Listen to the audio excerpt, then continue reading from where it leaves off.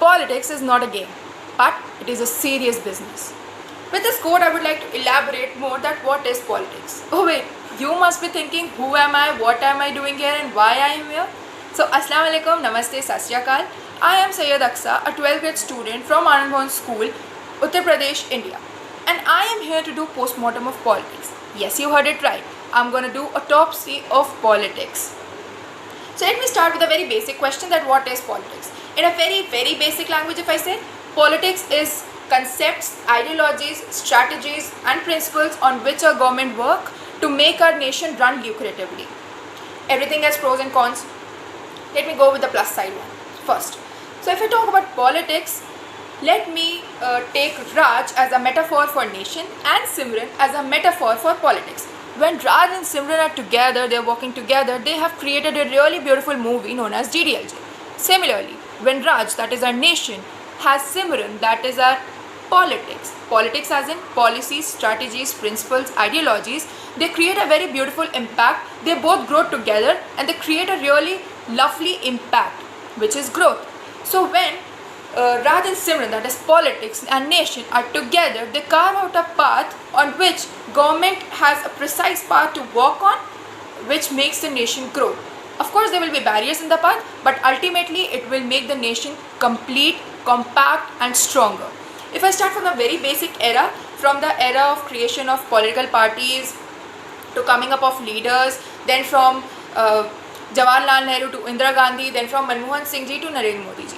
From in all these era, we have seen an increase from the time of slavery to the time of developing and probably soon develop. So this is all because of the politics. This all has been a contributed part of the politics only. We have seen democracy increase, we have seen efficiency increase. So this is all what politics actually do.